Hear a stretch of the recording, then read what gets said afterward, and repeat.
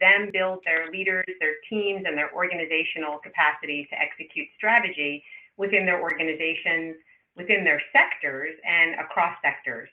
And our clients include healthcare organizations of all types, including providers, as well as payers and pharmaceutical companies.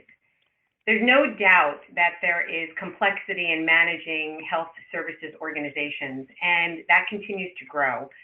Developing strategies to enhance the customer experience, reducing the total cost of care, optimizing value-based payments, and enhancing coverage and access are widely recognized needs. And these challenges require innovative and cross-sector collaborative solutions. What we've recognized in our work, both within sectors and across sectors, is that effective and unique collaboration will be the key to success.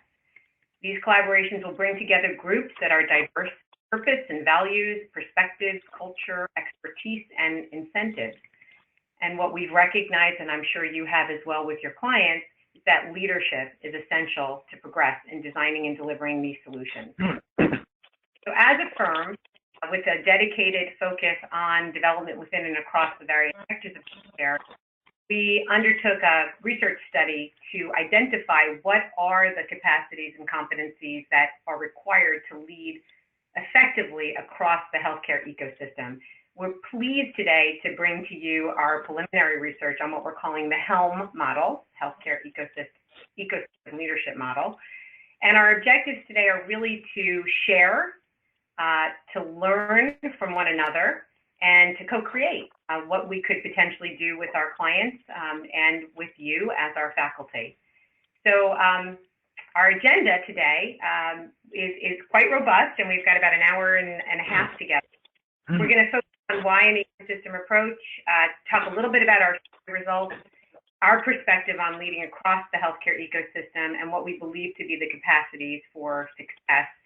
And then most importantly, although it's the last bullet, we really want to get your thoughts throughout the presentation. And while Lisa said that you are muted, we do ask you to raise your hands, use the chat box, and ask questions throughout. We've got some polling to do as well, and then we have some open dialogue where we will unmute everybody toward the end of the presentation. So without further ado, I am so pleased to introduce you to your presenter today and our chair for the Leadership Development Group, Bob Sachs. Bob is a talent strategy advisor and executive coach, a former partner at the Hay Group, and most recently the former VP of National Learning and Development at Kaiser Permanente. There he was responsible for leadership development, the overall learning agenda for the organization. He designed multiple learning solutions for the enterprise, and including an enterprise learning management system. And currently he's an advisor in the area of clinical integration and leadership talent strategies, learning strategy design, governance, and executive coaching. And most importantly, for today's call, and of course for the Leadership Development Group, he has been an incredible advisor to us on the growth of our firm, and quite frankly, on the ecosystem research that we've been conducting in partnership with Bob. And we're really pleased to have him with us and to introduce him to all of you today. So Bob, take it away. Thanks, Tracy. And hello, everybody. I'd say good morning because I'm on the West Coast in Northern California, but I know many of you are on the East Coast, so I'll just say hello. So why don't we get right into it and just set the stage around something that I'm sure you're all experiencing as you do your work with your healthcare clients, is that healthcare is a pretty crazy place. That's a picture of a tsunami. And it certainly hasn't gotten more clear as we've entered into 2017. The overriding issues around cost and value are still driving a lot of the conversations and a lot of the attempt to determine solutions. And part of what we're, as you make that shift from volume to value, and some of the other kinds of things in terms of the role that consumers are playing, the continuing growth of technology as a way to communicate with organization and organization to individual, is really shifting things, and obviously with a new administration in Washington, there's a lot of discussion. We may or may not have a new healthcare bill today. I would bet not, but we will see.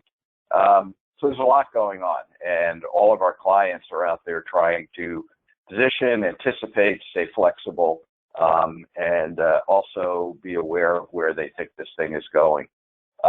One of the things that's also started to get a lot more focus for a variety of reasons, including cost, but also issues of social equity, is the need to begin to look at the social determinants of health. It's become pretty clear that if what you're focused on is on health versus how to get people well, that you've got to go well beyond healthcare. And so more and more healthcare organizations are seeing the social determinants of health as things that are at least tangentially, if not more directly related to the work that they need to do. And they're beginning to recognize that given the complexity of the social determinants of health, it's really difficult to take that on by yourself. And quite honestly, the issue of cost is very difficult to take on without beginning to work across sectors, because each sector has its own opportunity to contribute to the solution, as well as has been contributing to some of the issues that drive the cost up. So it's a crazy world, and all the clients that you're working with are in the midst of that, and that's why we think this is such an important work, and why we think the ecosystem is a way to begin to think about broadening the solution space. And so if we take a step back and say, so what do we mean by the ecosystem? Why don't we go to our next slide? And what we're talking about here, just to, in front of you, is this whole idea that all these sectors are interdependent and they are diverse, and which is what adds the complexity, not only in the kind of work they do, but the priorities that they have, the stakeholders that they feel most focused on, the cultures that have arisen out of the nature of the work that they do makes them very different, and yet there's a high degree of interdependence. And so this opportunity to create greater value by working together runs into the diversity that characterizes the different organizations in the sector, which is why, why we think leadership becomes such an important factor. And if we can be successful in crossing some of these boundaries, we can get to a more what we call ideal state of the ecosystem. And if we go to our next slide,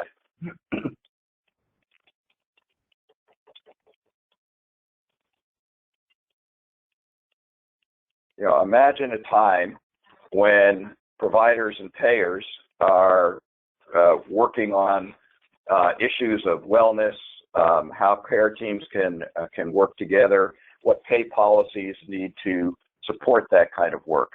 Imagine a time when pharmaceutical companies and device manufacturers are working very closely with clinicians about what their needs are and how to effectively introduce new technology into the clinical setting.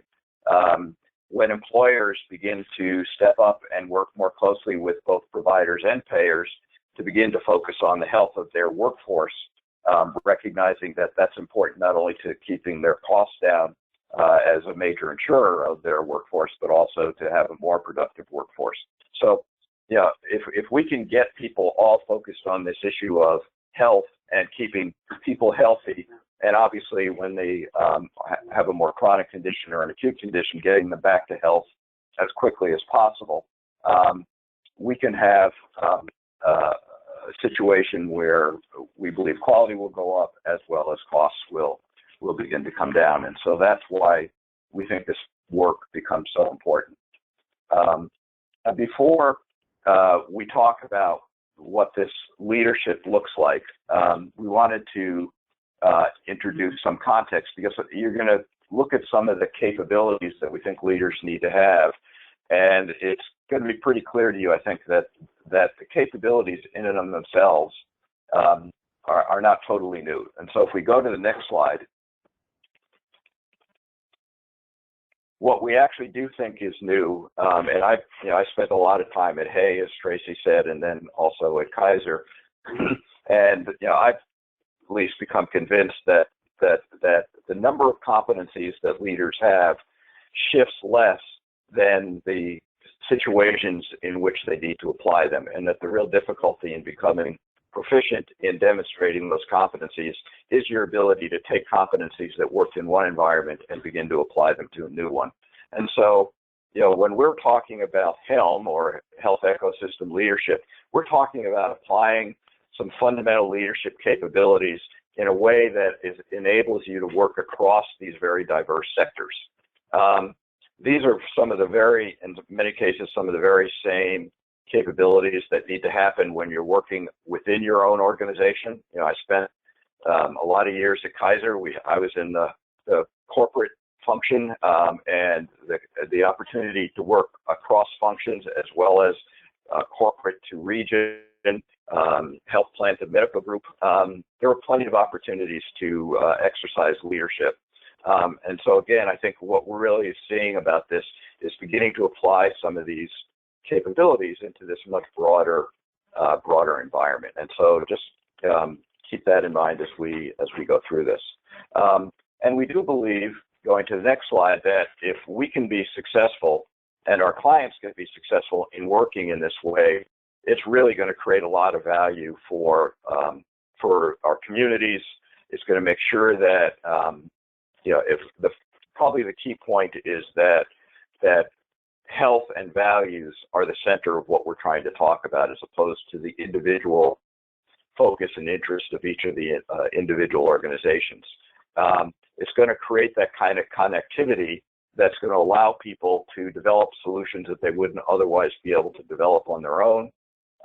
It's going to allow some of the natural tensions that exist between the different sectors to come out in hopefully a productive setting and to be worked through, as opposed to folks kind of retreating to their own area and quite honestly, in many cases, throwing darts at some of the other sectors.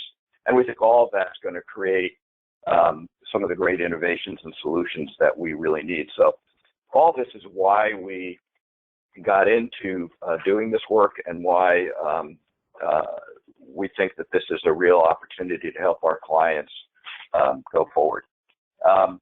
So we're curious as we plunge into the session, whether or not this kind of ecosystem work, to what extent you're seeing it happen with your client groups. We're going to talk a little bit in a moment about what we heard from the survey about how and where it's happening, but we're interested in knowing a bit about the extent to which you're encountering it in the organizations you work at, perhaps even working directly with your clients on how to be effective and successful in this work.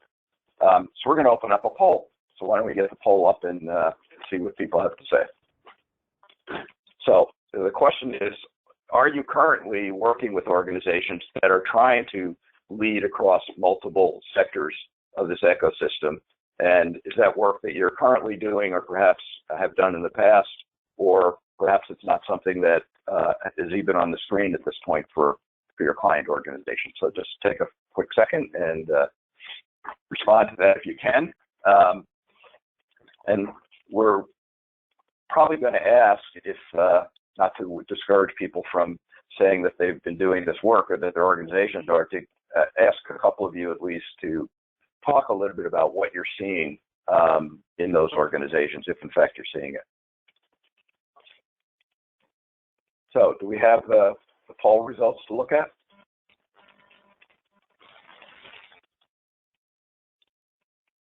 There we go. Okay, interesting. So, quite a few of you are currently see your client organizations working on this, and if they're not currently, you're seeing that in the past. So again, and we'll try to unmute you, or we'll raise your hand if whatever works from a technology standpoint. Would anyone be willing to share what you're seeing your client organizations doing in this regard? Kind of what problem are they trying to solve, and what does the work look like? So why don't we open up and see what folks have to say? Okay, I'm going to unmute everybody at this point, so hold on a second. All right, everybody is muted. If you have some background noise and you don't want to speak, please feel free to mute yourself. But everybody is open to speaking now.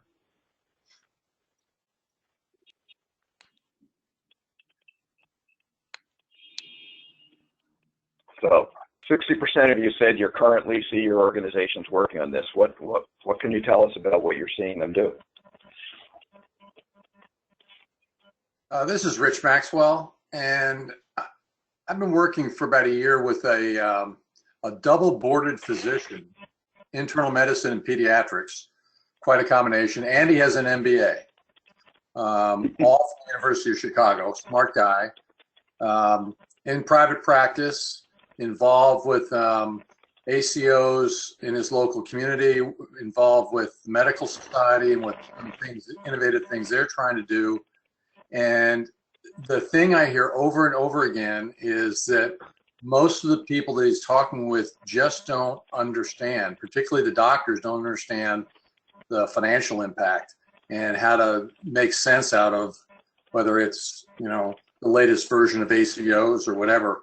Now he's almost a lone wolf in his community, a lone voice in trying to get particularly the physician community to step up to the plate on some of these value-based payment programs. Just not happening. Yeah, interesting, Rich, because part of what we're seeing is we've been doing a lot of interviews, and you know, a couple of things you said is you were certainly seeing in the interviews. One is getting financial incentives aligned, and figuring out how to do that is one of the major stumbling blocks that people get into that stands in the way of some of this work. And very often people who are leading it are to some extent out there on their own and needing to bring other people along with them. So I think what your example is illustrating is what we're seeing a lot of as we've gone out and done some of these interviews. Yeah, I'd quickly add one more thing, and that is that as I've seen on a number of my clients across the country, as particularly the healthcare systems have been acquiring physician practices and moving electronic health records into their practices, the docs hate it, and it's just chewing up their time, and they are very discouraged and stressed out. And, you know, they come in, they punch the clock, they spend 40+% of their time interacting with the EHR, and at the end of the day, they just don't care. They're going to go home. Yeah. Interesting. I'll just do a quick sidelight on that, and then maybe we can hear from one or two others. You know, I was at Kaiser when they first introduced the EMR, and they were the largest organization at the time to introduce it, and the physicians hated it. We used to do an executive program, and half the participants were physicians, and when that was being introduced, that's what would fill up all the time in the class. It's now probably 7-8 years since all that noise happened.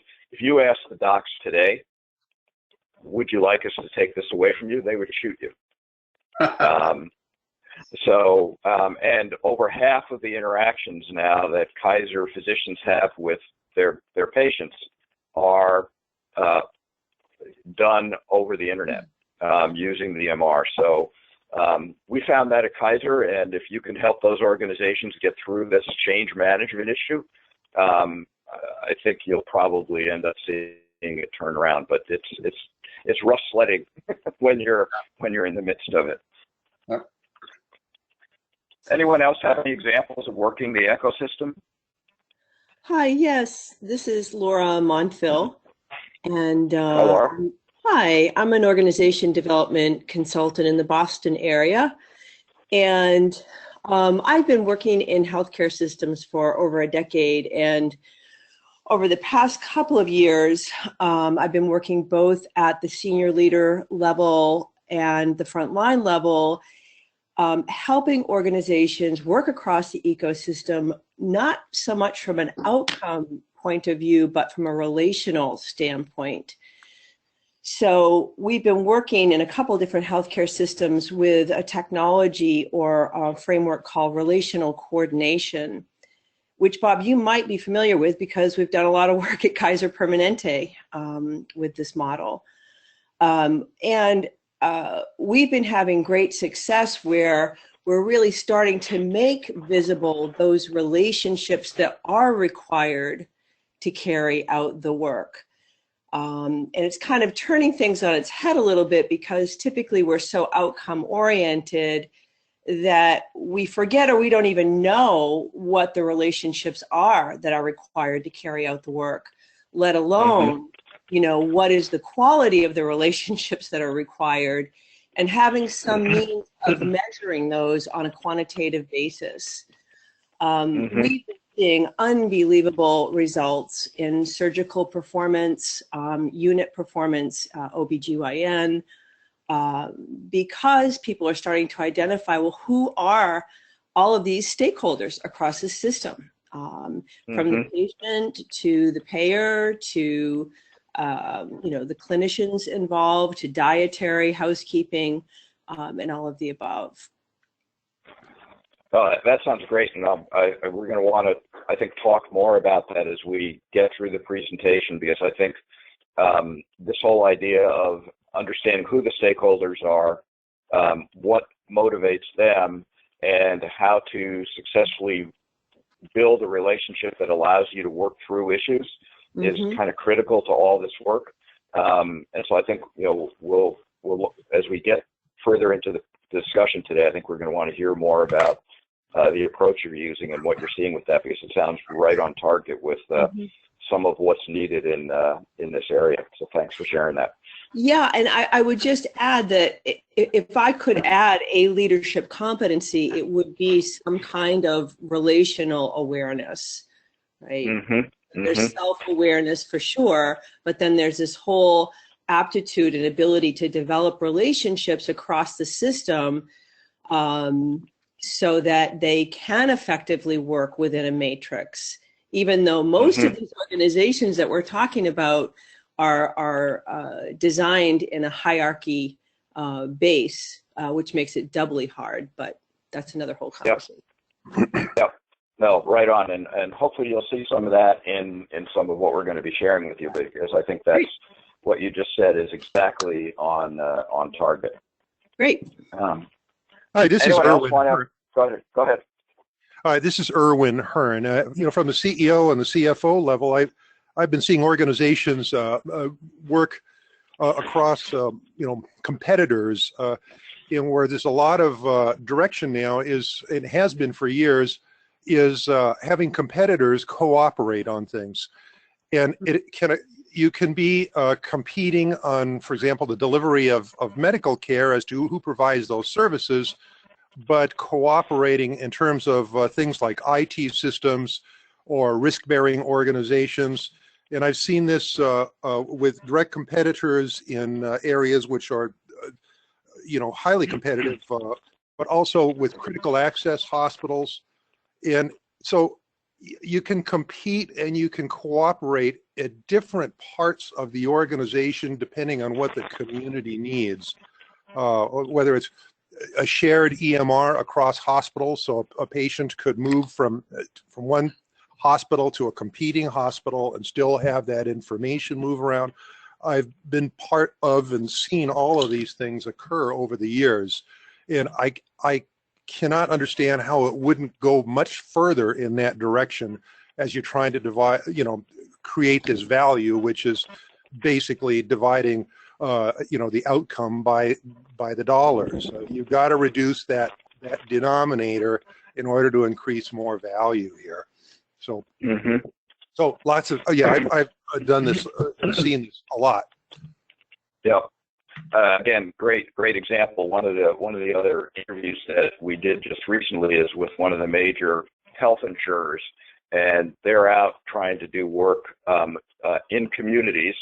Southern California is one where they talked about an example where, in fact, they have been able to work with a number of competitor hospitals in that community on a number of issues with with a fair degree of success. It's early on, but in that case, it's an actual example of a payer who is leveraging, in essence, a lot of the information and data that they have to work with across the different hospitals and them working with each other. So, this is clearly an area that is burgeoning, and it's good to see that you're all, experiencing some of that in your work, and that this idea we have that this is kind of where we need to help our clients get to.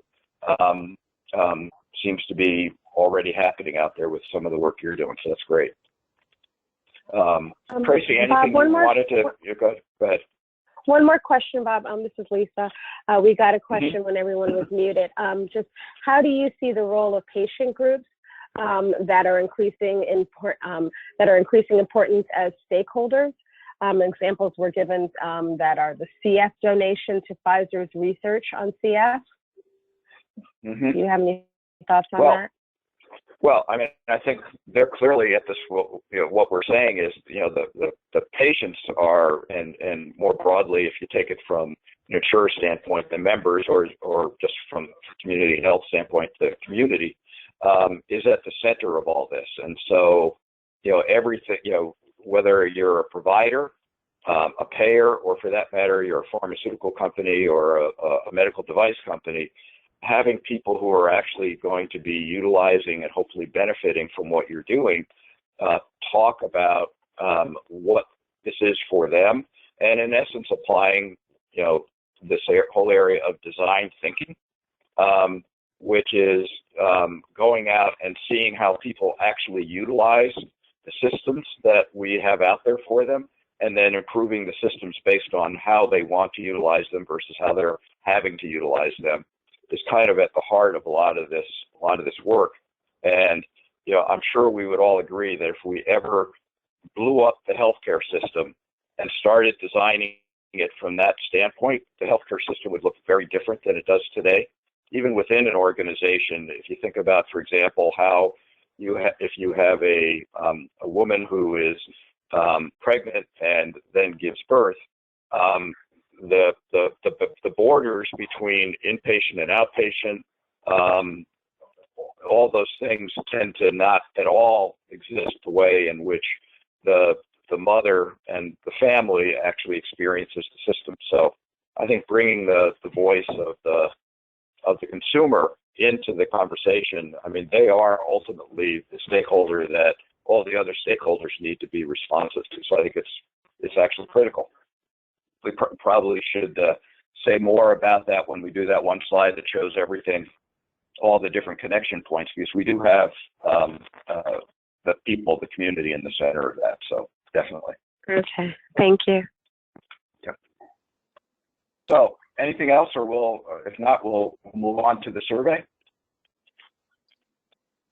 Okay, why don't we head on to the survey? So as Tracy and the team and I were starting to, let's go back a slide if we could. We're working on this. We decided that it would be useful to kind of get a landscape of what's going on out there, and so we designed a survey to try to cut across the ecosystem and to try to identify both some of the critical collaboration points and the leadership capabilities that might be important for doing that. And we put the survey out there. We currently have in excess of 120 participants. The majority of those are from provider organizations, and then we've got a mix of participants from the pharmaceutical and payer sectors. Multi-hospital systems were our largest area, and then followed by community hospitals, academic medical centers, and then physician groups. We got both large urban areas and suburban communities, as well as some more rural areas. 60% of the people who responded are in executive roles, and half of those represented C-suite players. So it was a nice, diverse group of people, and it gave us some pretty good feedback, as well as in some cases, validation for some of the things we were thinking. So one of the first questions we asked them, it was to describe their industry sector in the slide that you saw, and now you can see again. This is kind of what we saw in order of importance or frequency cited that we saw from the different sectors, and you can see that all three of these sectors kind of mirrored each other in those first three areas, and then there's a little differentiation, which is probably not surprising given the nature of the industries. And personally, I didn't find these results overly surprising. And at the same time, and we heard a little bit of this in the earlier discussion, these things can also be things that can get in the way of cross-sector collaboration. Obviously, hierarchy can get in the way, bureaucracy can get in the way, but so can results orientation. Because when you're focused on your results, anything that seems to take the focus off of your results can make it difficult to collaborate with others. So, in some cases, results orientation, in the case of working across the ecosystem, is a classic example of an overused strength. And so that's one of the things that obviously being able to break through some of these characteristics is going to be important if folks are going to be successful at doing work in this kind of a way. We then went and asked people what their top challenges were, and we saw a lot of similarity there. And you can kind of see, we asked the question two ways. One was, what are your big external challenges? And then in the context of that, what things challenge you internally in being able to deal with those external challenges? And again, I think on the external challenges, not a big surprise. The first two, folks are still probably wondering where it's all going, because it's still very much a shifting regulatory environment, and payment models are continuing to shift and to change. Clearly, it's going to land at some point somewhere for some time, but we still don't know exactly how that's going to play out, nor do our client organizations. And then obviously you've got competitors fighting for the same share of market, whatever that market happens to be, which again is obviously one of the things can get in the way of being able to work effectively in the ecosystem. And then you can see the internal challenges that people said that they face. And given the previous slide about how they characterized their industry sector, it's probably not surprising that leadership talent and culture come up pretty high, as does this whole area of organizational capabilities. So we wanted to, again, just pause there, see if there are any thoughts or comments to this, and whether or not these are some of the external challenges you see your clients dealing with, and the extent to which you think they're recognizing some of the same internal challenges. So let me just open it up and see if there are any comments to this slide.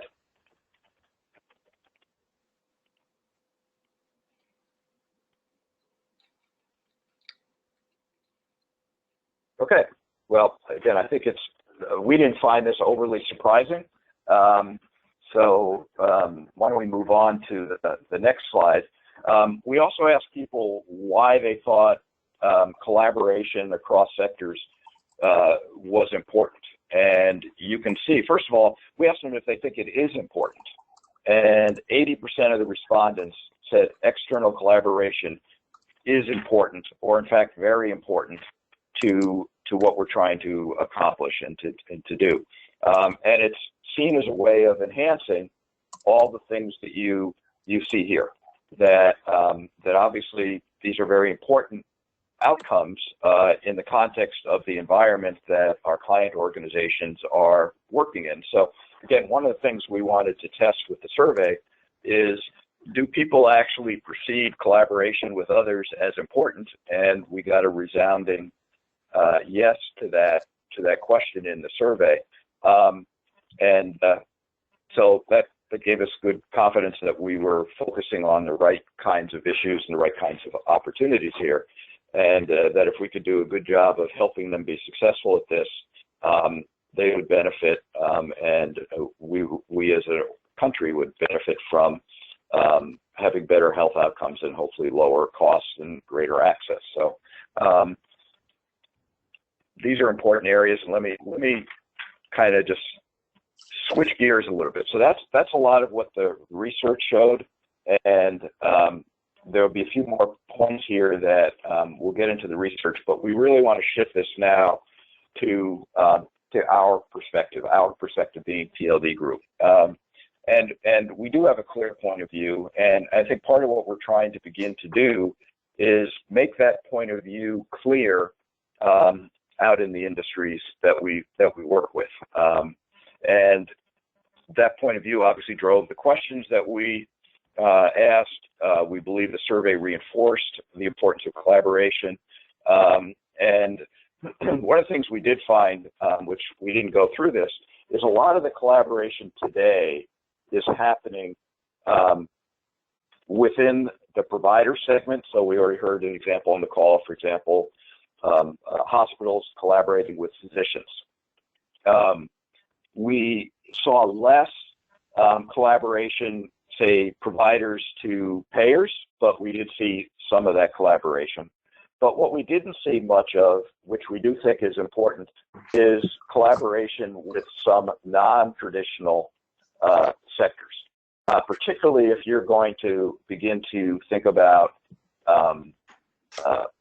health as a way to improve people's lives, as well as find a way to begin to manage the costs of health care. Obviously, if we can keep people healthy where they don't need the levels of care that they do, it's going to drive down the cost of things for insurers who have to manage risk, and it would be could be a great thing for providers, although right now they're obviously making their money on people getting sick and needing their care.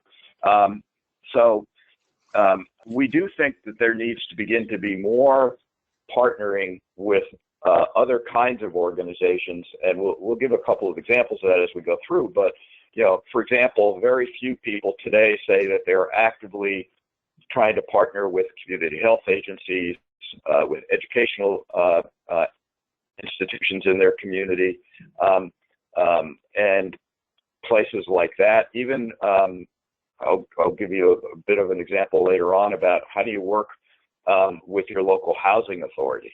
So when you begin to broaden this thing from health, it really begins to broaden the focus of your collaboration. And we think ultimately that's where this needs to go.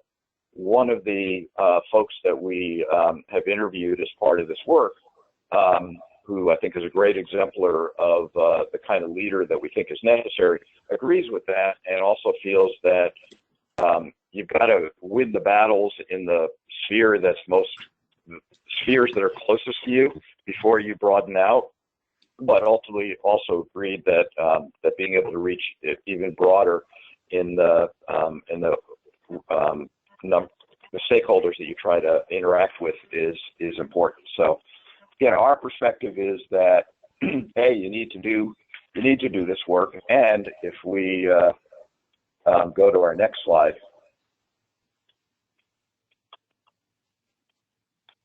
Actually, let's go to our next one. So one of the things that the survey showed is that people say they need new capabilities, new processes, new policies, and aligned incentives. And all these things are important. We heard loud and clear, and we continue to hear in our interviews, that getting the incentives aligned is really, really critical.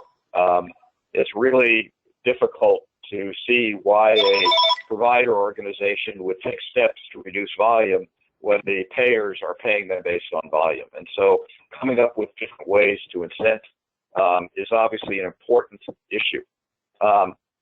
However,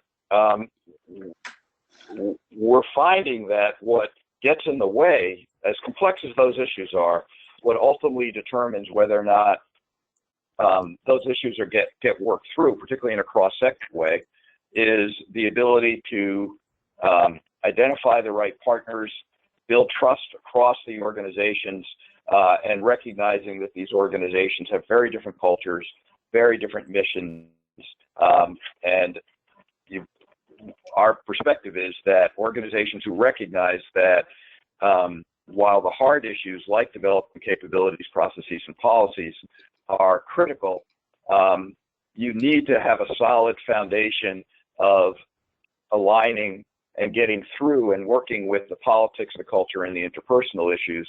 And in fact, that these issues are not issues that you deal with, once and then they're done. That these issues will continue to come up as you work in these collaborative relationships. And so you need an environment, and you need leaders who are effective at dealing with those issues over and over again as they come into play, and who can overcome some of the skepticism, some of the self-interest that normally gets in the way of these relationships, and obviously, is able to deal with the unilaterally focused results orientation that we talked about earlier. This kind of collaboration requires thinking across the line. It takes time, energy, a very different mindset than very often what our operationally oriented client organizations are focused on. And so it's not surprising that leadership was recognized as critical to moving forward. And again, we think that the tension that you're going to find in these kinds of working relationships, first of all, it's inevitable. So the fact that that tension's there is not something to run away from. It's continuous, and the ability to create good solutions is about being able to work those things as a group of leaders. And so that's why we believe that this model of leadership that we've talked about is so important. Again, let me just pause there, see if there's any comments on that. And we had a couple of examples of people trying to do this work across sectors. And I guess I'm curious as to what degree do you find that your clients recognize not only that these hard issues need to be dealt with, but that it takes a whole different approach, mindset than perhaps what they've done to be successful in the past. So any reactions to that point of view and perspective, and is that what you're seeing your clients recognize? Yeah. Hi, Bob. It's Laura again. Can you hear me? Yep. Yeah. I think that in my experience, when we were able to measure the quality, well, first of all, in asking the clients, what are the relationships that are important and who are the stakeholders or work groups that are required to carry out the work, and having them all identify that first, and then having them all measure in a quantifiable way the quality of those relationships, and then holding the mirror up to say, here's how you're reporting the quality of those relationships to be. That really created such an awareness that created a lot of interest in making change. So we know that most healthcare organizations care about data, and so what you're saying is you show them data about how their relationships are working. That tends to be an eye opener for them. Right. Yep. Great. This is Erwin Hersch again. I think one of the challenges that organizations can face here is that what we're talking about is some really seismic changes that are occurring, and we're in need of disruptive change here, as opposed to steady incremental growth for some of these things that are coming at us here. And I think what occurs in healthcare is that a lot of people like a very stable organization and are afraid of some of the disruption and want to stay kind of the way it is. So I think one of the challenges that faces leadership is you may need a different team. you may not be able to train people in your organization to get all of the changes done that are necessary. You may need to change out your team, which requires you to then deal with the managing the transition in your leadership team across the organization, because it won't occur all at once. It may occur over a period of months or years as you're doing this. Some people can adapt, other people won't, and that's just what's needed for the organization. Mm-hmm. Mm-hmm. And Erwin, this is Tracy. I couldn't agree with you more, and also many of the comments from Rich and Laura as well. And I think, it's about not only individuals being capable of adapting and being flexible within their own organizations, but there's also a skill set issue at hand, which is you look to cross-sector.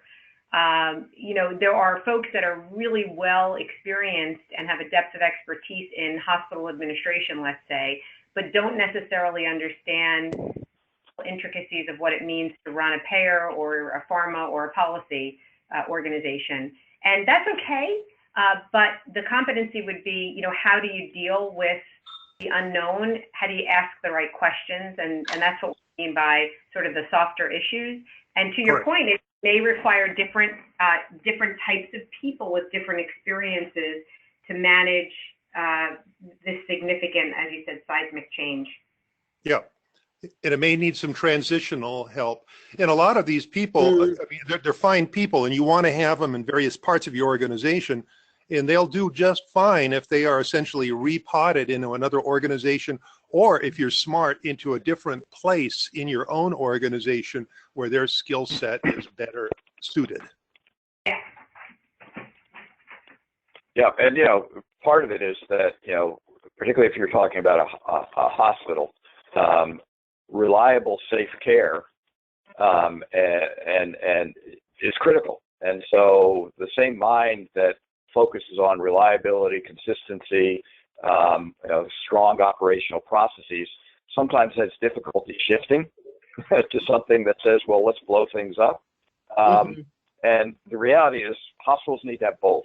And so how you get a leadership that can blend the folks that need to make sure that the day-to-day operational processes of the hospital are producing a high-quality, safe environment, with people who are out there reacting to these disruptive changes, and how those two groups talk to each other, even within the organization, is one of the challenges. Yeah. Okay. Someone else want to say something?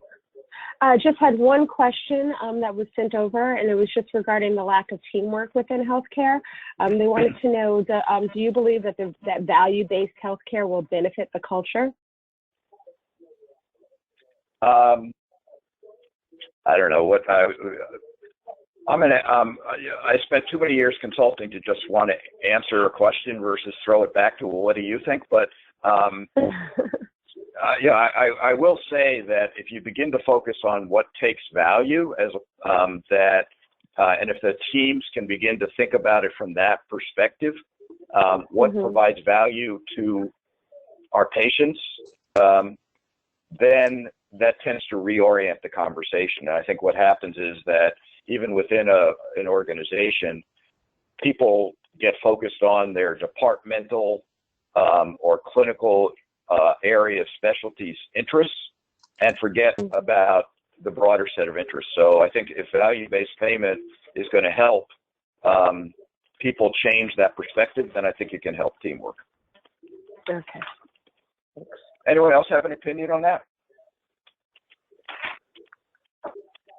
Yeah, it's a difficult question to answer. I don't know if the person that provides additional detail.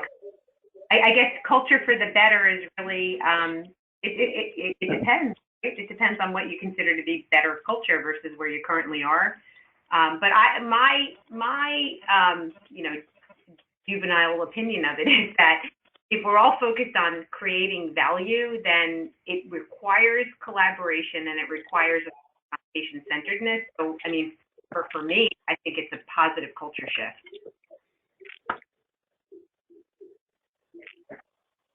Okay, good. Why don't we get into the HELM, the ecosystem leadership model? And again, I think part of where this comes from is the perspective that we shared earlier, and the whole idea that the key challenge to working the hard issues is to be able to keep things moving forward in a way that respects differences, manages tensions, tries things, learns and adapts with a strong focus on purpose and opportunity. So that's kind of what we're hoping that this model helps people to do. And there's some key leadership requirements that if leaders exhibit some of the capabilities that the model talks about that we think they're going to be successful at. And if we go to the next slide, these requirements, again, think about this in the context of you now have, say, a payer organization, a physician group or several groups, a hospital or two, maybe throw in a community health agency, a school superintendent, a mayor, a county supervisor. All those people are in the room. And, what needs to happen is if that group is going to move forward, first of all, they have to have some vision about why we're all here and what's going to keep us in the room. And they all have to feel engaged. And that can be difficult because they're all there for different reasons. They all have different home teams that they go back to. And so engaging them becomes not an easy task. You have to be able to really find out where those collaborations work and where who starts where and who stops where. And then to the extent you need to begin to think about how you change your systems and your programs or create new ones to be able to optimize whatever outcome you're driving toward. And then obviously you need to have people who are capable of doing it. And so, in this ecosystem world, just like in any environment, leaders need to be able to do all these things. Again, the ecosystem, I think, just makes it more complex. And quite honestly, part of the issue with the ecosystem is most organizations don't feel like they're being, or executives within an organization don't feel like they're being paid or have the time to go out and collaborate with all these other people. Their main job is to be home minding the store. And so time is a big issue. And all this stuff takes time, particularly when you have a diverse group that you're trying to work with. And this impacts every part of the organization. Obviously, it depends somewhat on the organization. But if you have a contracting group, the way your contracting group needs to think has to change as you begin to develop these solutions. Your finance group needs to think differently about things. Your business development group, your care delivery, if you're an insurer, your actuarial function is the whole way in which they price and determine risk. It all has to shift around. And so while this focuses in on a leadership level, this impacts the leadership of multiple functions within an organization and the work of people within many parts of the organization. And that gets to the last point here about developing the capacity of the employees to lead and to execute the strategy. So the model, if we go, has 4 quadrants to it. And the first quadrant is you've got to envision what the future could look like. Not what it looks like today, and it really is the what if. What if we got all those people in the room and we focused on working a real issue that is meaningful to all of us? What would that look like? And that vision needs to inform which stakeholders you begin to reach out to, and recognize as well that the stakeholders you reach out to initially may not be all the right stakeholders, and you may need to add others, and so you need to stay open to that as you begin to develop it. And I think one of the things that becomes important is that and very often what we see in these situations is one organization and 1 or 2 individuals in that organization help to convene these groups. And one of the things that becomes really critical is to recognize that the convening and the vision that leads you to want to pull these groups together needs to be open to change as you begin to have dialogue with the others, which gets to our next quadrant around aligning the stakeholders. you've got to be able to engage those stakeholders in this broader purpose, and you've got to be able to build relationships in the process of doing that. And a big part of that is by respecting the different perspectives that are in the room and encouraging people to talk and not allowing people to stay silent, and really getting things out there. One of the other interviews we did, which was a great interview, talked about it was with someone who's with an organization that helps to convene these multi-sector groups. And very often what they do is they convene around a particular issue or need within a community. And so they try to pull together all the stakeholders in that community that might be touching on that issue. And the very first thing that they do is they say, okay, we're all working on, and you pick whatever the topic is. It could be health-related issues like obesity or diabetes control or opioid problem, or it could be homelessness. Whatever it is, the first thing they do is they ask each of the stakeholders in the room to talk about, what are you doing around this issue? And what they all find is they had no awareness of what each other was doing around the same issue. So just getting out on the table what each organization is doing to work the particular set of issues that you're focused on is a great way to get that dialogue going and begin to surface opportunities for collaboration and for creating solutions that no one of those folks could manage on their own, and also potentially for sharing resources and not having to duplicate effort. But again, it's surprising if you've ever had the opportunity to do this and you get people in the room and say, so, what are you each doing on this, that you begin to find, if someone could go on mute, there's some background noise there, that it really becomes important to be able to get that out on the table. But getting those stakeholders aligned is really critical to then moving on to the next point, which is where you're focusing on the opportunity, but you really begin to get into some of the boundary issues. So we have 6 different organizations. We're all working on this issue, whatever it might be, in our own way. Now we have to start talking about how do we collaborate, and that brings up points of who's in charge here, where are the opportunities for us to interface, whose role is it to do this work, and it really requires you to engage in some very difficult conversations. And a lot of this work also requires you to step away from, coming into the room with your solution as the solution. A lot of the initial conversations needs to be on, I understand that's what you are doing today, or that is a way to do this. First thing I want to understand is why.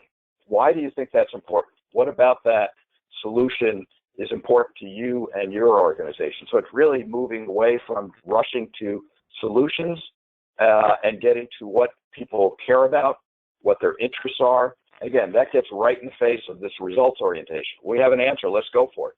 Very often that is a way to kind of really get the conversation going the wrong way, because you then battle out about whose solution is the right answer versus why are you doing that? And very often when you get the conversation going in that way, you begin to see that you're aligned about what you're trying to accomplish, and it allows you to begin to be more creative about the solutions that you're willing to look at. And it requires difficult conversations. You can't walk away from these conversations. And you can't have a meeting, go back home, say, boy, that was a real pain, and I don't think I'm going back again. So really keeping this thing moving is important, and really keeping it focused on the right set of issues. And really, as I said, starting out with interests instead of solutions. I find one of the things that I get very upset about in our political environment today is that the parties, and I'm not going to take one party's view or the other, they're all focused on their answers. And they don't take the time, for a whole variety of reasons, to really understand what are we actually trying to accomplish here? What do we care about? And how do we get beyond the partisanship that drives us to where we are today? That personally drives me to crazy, which is why I brought it up. So sorry for the little distraction there. But this is exactly what happens in these kinds of discussions. You've got to get people to move away from that. And this is going to be, you're going to come up with things that are different than what you've been doing before, just by the nature of you're working across sector.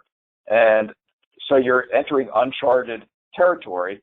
And you've got to be willing to do that, which gets to our last quadrant, which is you got to find an action and take that action, even if you're not sure that it's exactly the right thing, or if it's going to get you to exactly the outcome you want, but it's something you think will help you advance the vision that you've all agreed to.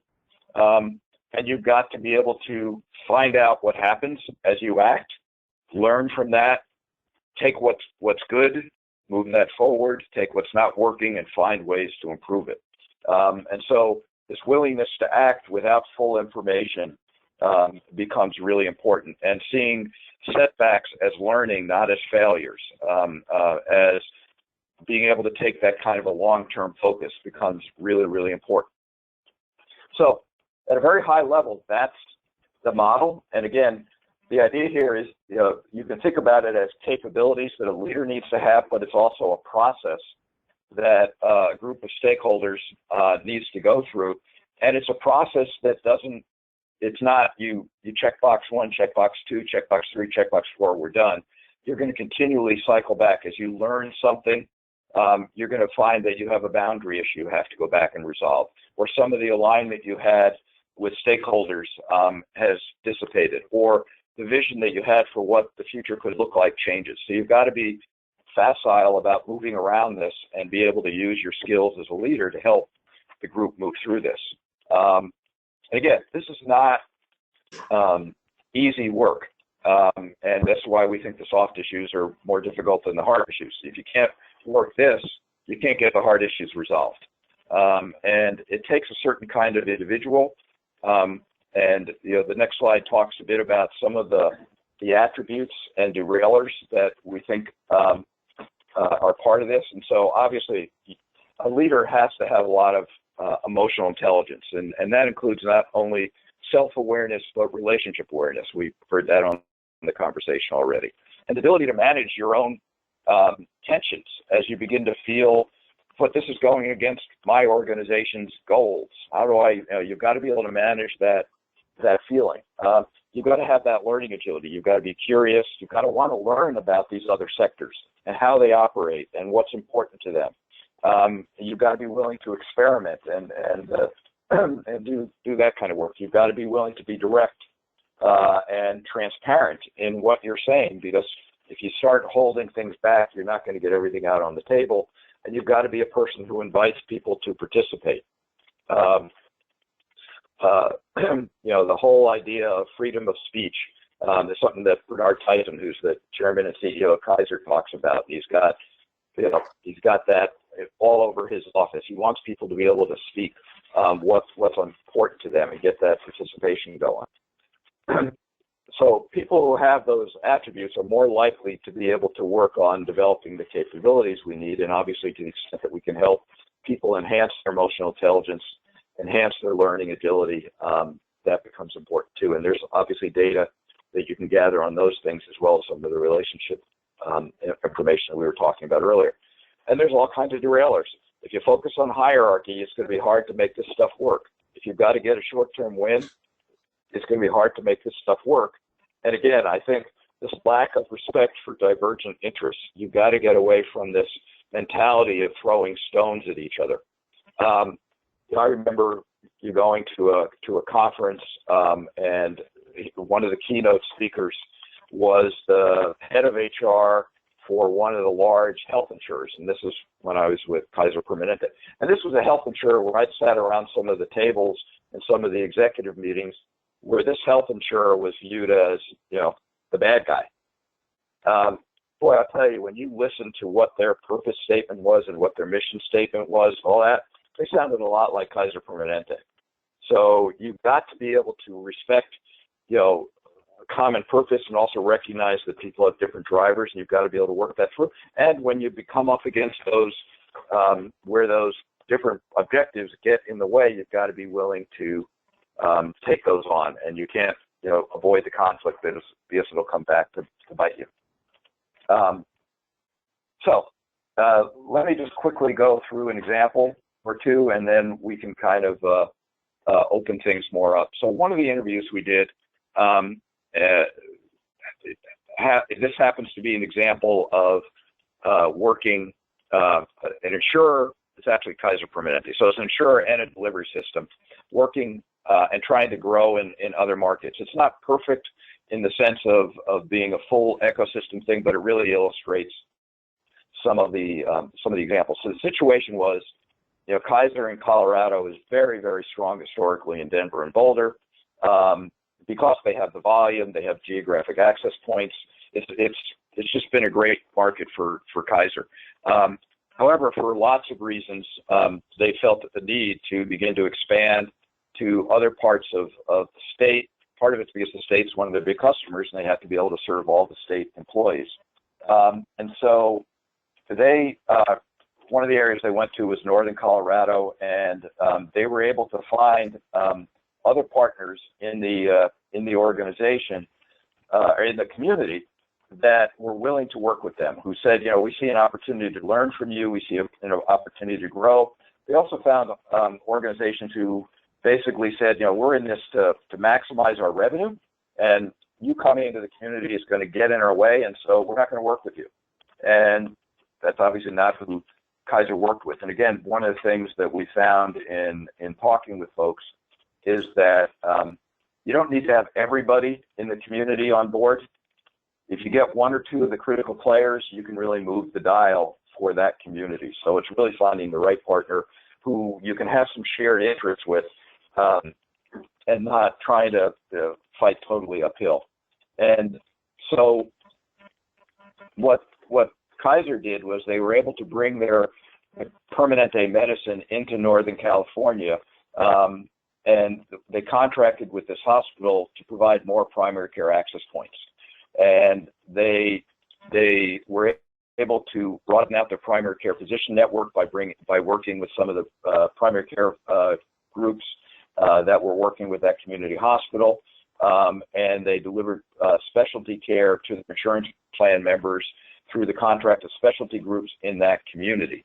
That's kind of what the situation was and what the partnership was, where they had both Permanente physicians and other primary care physicians, and then they contracted for specialty care as well as inpatient care with that hospital.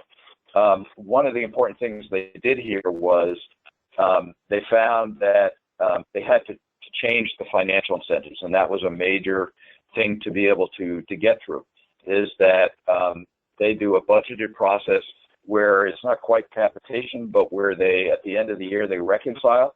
And if it works out one way, the hospital partner pays KP something back. And if it goes the other way, then KP pays the hospital back. And it's a move toward capitation. And they found that creating this financial incentive was key to allowing the broadening to occur, and for those specialty group partners to begin to focus on value, not volume and revenue. So that's a technical issue that they had to work through. But what was really useful in talking to the person that we were talking to at the time was, first of all, he found a partner who shared the interests that KP had in that case. And he was willing to walk away where deals were not going to be able to be aligned. And there were a couple of places, again, where either all they cared about was market share or they wanted to increase rates. Those were not people he was going to be able to partner with. And so he was clear on what it took, and he was able to find a partner to do that.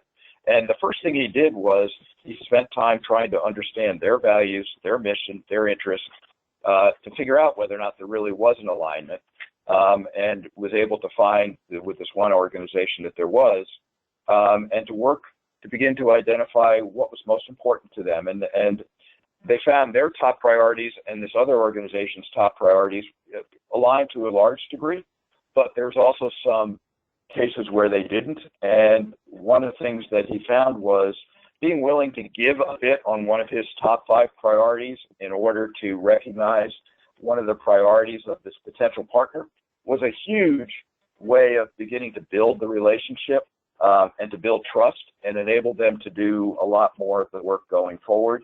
And it allowed them to both recognize that if we're each willing to move a little bit and modify some of our priorities, we will be able to fulfill this broader purpose that we've identified that we think is important. When it came to managing boundaries and obstacles, it was really important for them not only to put their solutions on the table, but they had to say why was it important to them, not just the what, but the why. And he found that he really had to dig into what reasons there were so that they could find the opportunities for alignment. And that give and take was important, and there was a lot of transparency there, and they built mutual trust. And as I said, they were able to build a financial plan that ultimately got them over the hump. And as they move forward, they've been able to learn and to continue to fine tune that relationship. And it's now going on several years, and the organization's growing. The partner organization is growing, and they're actually applying these lessons to other markets that they operate in. And Kaiser is achieving its goal to be in that market, to be able to serve the members in a broader market, including state employees who want to choose Kaiser as their insurer. So that's one example, and I'll just give you one other quick one, which is very different, but I think it's interesting, and I have less detail of this in terms of what the leadership situation was, but I think it's a useful situation to think about. In this case, community, this happens to be Camden, New Jersey. The hospitals, the providers, there's a provider coalition there, and they found that homeless were among the most frequent visitors to their emergency room, and that the health care that they're receiving is very piecemeal. And as they were trying to begin to find ways to drive costs down, to be more responsive to value-based care, they needed to find ways to deal with this problem. The homeless were unlikely to be folks who could manage any chronic conditions, and they had lots of chronic conditions, or they were unlikely to be able to regain their health after an acute episode. And so what they were able to do is they were able to pull a group of people together, and it included a behavioral health a resource group, a volunteer group that's Volunteers of America, Delaware Valley. They were able to pull together a fraternal group, an integrated care group, and a supportive housing group, and the Department of Housing. And they were able to come up with a solution where they began to be able to provide housing vouchers to folks who come into the emergency room, and they've slowly but surely begun to get people into housing conditions. It's a little bit early yet to determine what that's done for ER utilization and that kind of thing, but they're very optimistic that this work is going to be successful. But again, that's an example of there's no way they would have come up with a solution to reduce ER visits, first of all, without recognizing that homelessness was part of the issue. And that they needed to engage a different group of stakeholders based on that vision, and they were able to convene folks to be able to do that work. And part of why we wanted to bring that up is you probably have your client groups working on issues without that ecosystem approach that could benefit from an ecosystem approach. And so one of the things that we're hoping you'll be able to do is when you see your clients working on issues like ER utilization and things like that, to really help them get behind what's driving it and determine who needs to be in the room to be able to solve that problem in a more comprehensive way than they could on their own. So that's why we thought that would be a good example to share. So I've done a lot of talking, and I feel like I need to rest my voice for a minute. So I'm going to just pause here and just be interested in any thoughts, comments, reactions to any of what we've gone through, and then we have a couple more slides, and then we're actually going to really try to get into your ideas about how to continue to support our clients in doing this work. But just reactions to the model, and the examples that we laid out. This is Rich Maxwell, and the model makes perfectly good sense to me. But it also occurred to me as you were describing it that you were also describing the challenges facing an individual facility. I mean, I would go into a hospital and they've got to work in all four of those sectors. Make it a multi-hospital system, it becomes exponentially more complicated. And we're still just talking about the hospital systems. You know, so you get the whole ecosystem and it's like, it's overwhelming. Now that doesn't, I'm not trying to imply that you got to start at the hospital level. It may be that, you know, like in Camden, you could have silos within the hospital that aren't collaborating well with each other, yet have a small beachhead like in the emergency department that's reaching out to the homeless and all the housing groups and the volunteers and so on, to begin to develop those leadership skill sets. But it's, you know, it's pretty overwhelming when you stop and think about it. Yep, absolutely. And, you know, as we said in that early slide, you know, these skills and issues happen, you know, across departments within a hospital, hospital to hospital, and a multi-hospital system, and then in the broader ecosystem. So, you know, they're equally valid. And as I said, also that, you know, one of the folks that we've interviewed said, I've got to deal with my own system before I can begin to bring in all these other community players. However, I think there's also an opportunity to kind of do what you just said, which is kind of a both end. How do we get better about doing this across departments or across acute care facilities?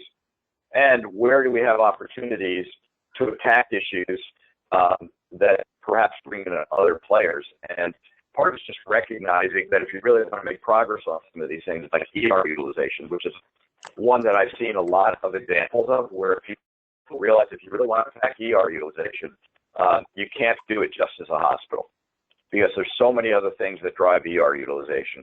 To find those problems and kind of focus on that, and perhaps use that opportunity to highlight the positive power of these kinds of collaborations and begin to spread that to other parts of the institution. So, you know, I think a both-end approach would be an ideal way to do it. Hopefully, you all are out there and see some of those opportunities. Any other comments or thoughts?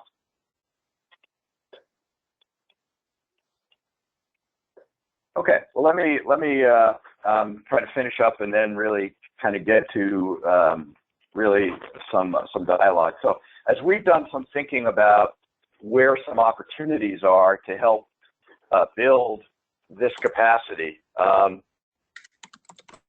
know, the three areas that we've begun to think about and identify as one, first of all, helping clients develop an ecosystem strategy. And again, as we've just said, it may be kind of doing that in the broadest sense may be too overwhelming.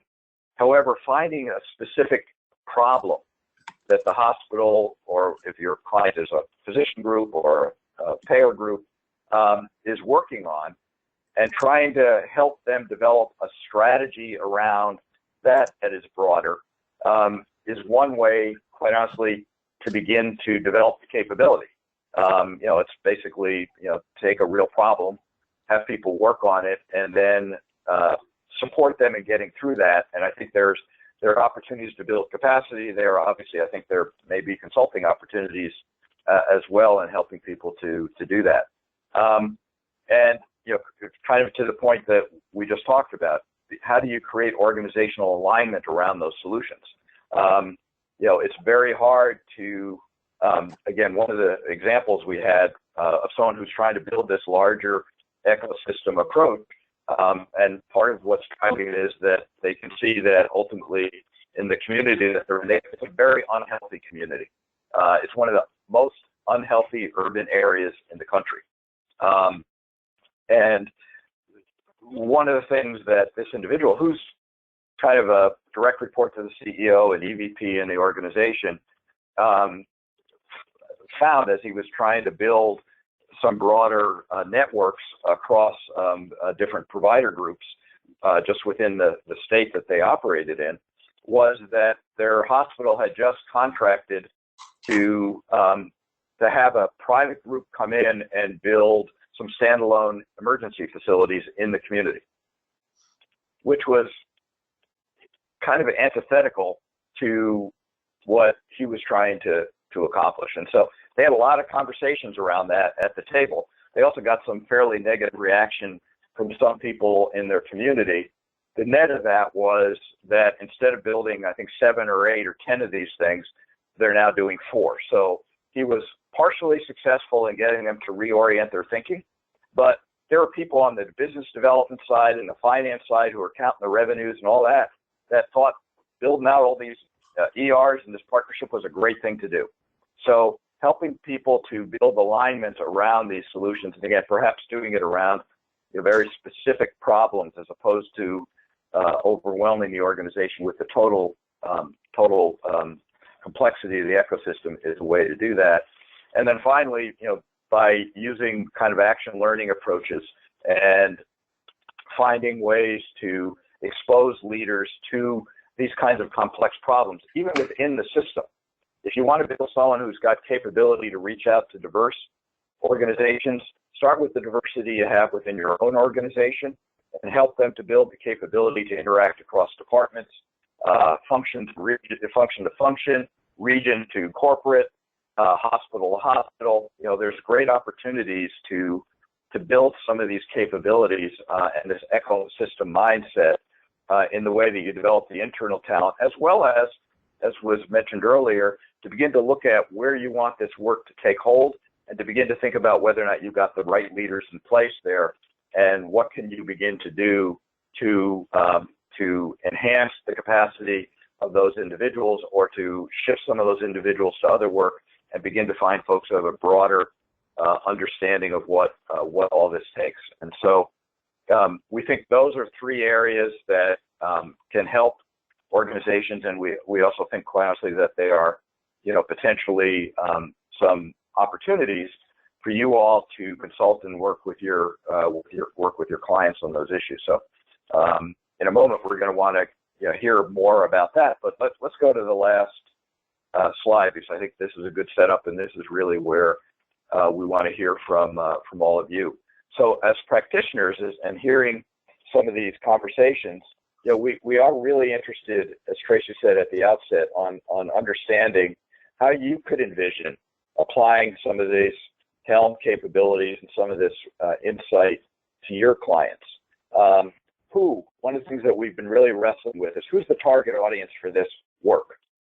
We've got certain inputs, we've got certain points of view, but we'd love to hear from you who you think the target audience for this work might be. The kinds of problems your clients are facing where this kind of ecosystem approach would be helpful. Again, I don't want to read through all the items here, but we're really looking for your input based on your work with your clients on how to continue to move this work forward, what capabilities, how to target the work, how to market the work, and we'd really love to hear from you about that in the time remaining, which is not very much. Oh, this is Rich. I'll give you a quick example, and it really is at a very, very small level. It's at a department level, well, really multi-department when I stop and think about it.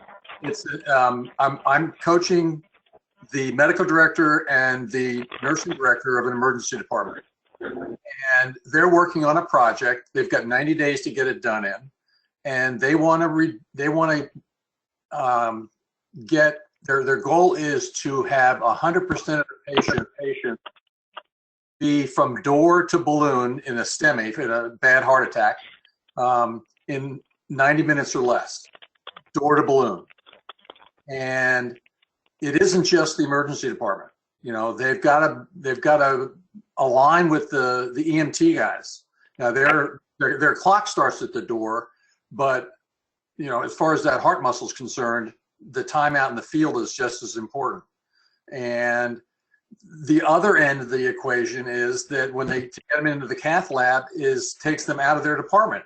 So now they've got a stakeholder at the other end in the cath lab, both in the hospital staff and in the cardiologists, to get them there in a time so they can try and hit this goal. There's one small encapsulated project that includes all of these things that they're going to have to manage. Mm-hmm. And so it sounds like you could see potentially introducing some of these concepts to them as a way to work through. Again, this separation between, they've got some real difficult process issues and other issues to work through. Giving them the tools to have that conversation in an effective way, you might be one of the ways that you could help them work through that. Absolutely. So, great. Rich, one of the things that we heard in some of the interviews that we conducted is that finding the common purpose is really the place to start when you're dealing with disparate departments, functions, et cetera. So that's where it seems like when we've heard from folks that have had success, that's where they started. I don't know if that's helpful, but absolutely. It's if people aren't aligned on why we're here, yeah, you're going to have people who are just there for themselves. Yeah. And the one thing that struck me, and I'm really interested to hear from everybody else on the line as well, is that, to me, what this requires is a significant mindset shift from, thinking about, what my role is and meeting my objectives and accountabilities, and thinking, more collaboratively. And I think that in some organizations that'll be grassroots movement, right? The people that are actually doing the work. And in some progressive organizations, it'll be starting at the top, like a Bernard Tyson at Kaiser Permanente. But I wonder, in the work that you're doing with your organizations, where you see this happening, if at all, and if these are if the mindset shift is the biggest roadblock, or is it more about the structure and the process in the organizations? Yes. Good answer. But I think what I hear you saying, Rich, is that potentially these capabilities could be targeted at multiple points within an organization. Sure. Yeah, absolutely. I think you get people who, my two people on coaching are so excited about this project.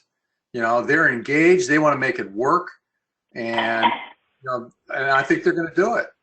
And and that's just two people in one emergency department in a multi-hospital system. And if they can accomplish that, they now got a model they can then expand and take out to the other emergency departments in their system.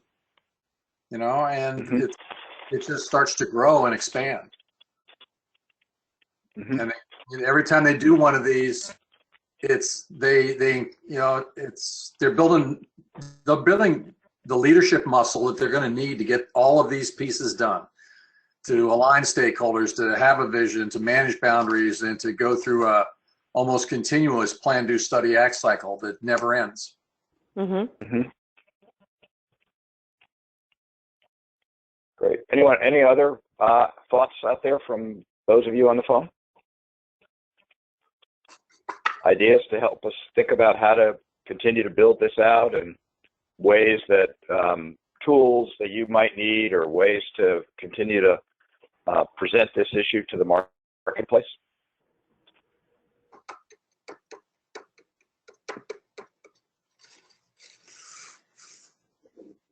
And not an easy question to answer, but it's good to brainstorm. Do you think that this is a model that resonates? Do you think how could it be positioned in a way that will motivate leaders to want to engage in doing this work?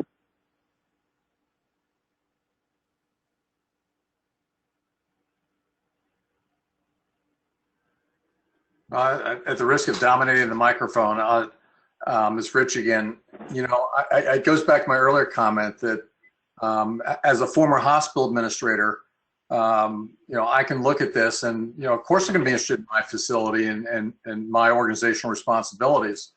But I guess if you were sitting across from the desk pitching this to me, what would appeal to me is, how I get the model. The model's not difficult to understand. And I doubt there'd be too many people who would fight you on the elements of it. The question is, how do you begin doing it? And I think, we've talked about 3 examples here today, my emergency department group and the KP group and the Camden group. And, all 3 are different, yet they're using the same model. And so there are lots of different ways to do this. And I think that agility, if you will, that learning agility is one way to leverage this with executives, that, this is going to add to your agility to move in and out and do things, whether it's internal to your organization or across your multi-hospital system or within your community with organizations that aren't part of your hospital system. Mm-hmm. It's very flexible. So it sounds like one of the things from a standpoint of talking about this is be able to show how this model applies to different contexts, and would be one way to help people see this, whether it's a big broad one or a very specific improvement project within an EMR, kind of showing how this model plays out in those contexts would be useful. Yeah, I mean, all you got to do is read Becker's healthcare newsletter at least once a week, and there's something in there about how much difficulty people are having defining population health and how to manage it, and of course they are. It's just a huge concept, and we're not going to solve it all at once, and we're not going to solve the ecosystem problem all at once. We've got to break it down into manageable pieces. So where do I start as an executive? And I think that's why I go to the learning agility. Is this is a flexible model that can be used in any number of settings. But the key is you got to start somewhere, and you got it, because as you start doing some of these things and getting successes with them, what you're doing is breaking down silos, and hospitals are rife with them still after all these years. And when you start breaking down those silos and people truly start collaborating with each other, the culture starts to change. Into one of what are we going to do instead of what am I going to do or what is my department going to do? And they're going to move with each other. I think that's an approach I would take. Mm-hmm. So I'm mindful of the time. I wish we left more time, or maybe we can reconvene and this wonderful group that's still on the line and talk a little bit more or a little further about these prompts that we have on this one slide, because I'd love to get into some detail around each of those competencies and what you see as potential ways in which we can help organizations develop in those areas. So yeah, I'll pause there. I don't know, Bob, if you want to wrap it up or if you want me to. I've talked plenty. Why don't you wrap it up? Okay. All right. Well, I guess what I'll say is in this wonderful intimate group, thank you. Thank you for your time. Bob, thank you so much for taking us through this model in a really comprehensive way. I think we're all walking away with a great understanding of what it's going to take to be a 21st century leader in this new world of the healthcare ecosystem, the health ecosystem. This is burgeoning research, and so we really hope to build upon what we've collected so far and some of the research that we're doing with our interviewees. So stay tuned as this all becomes something I think a little bit more solid, and we would love your participation in helping us to build it out. So we'll be back in touch with a survey regarding this webinar and thoughts from each of you in terms of next steps.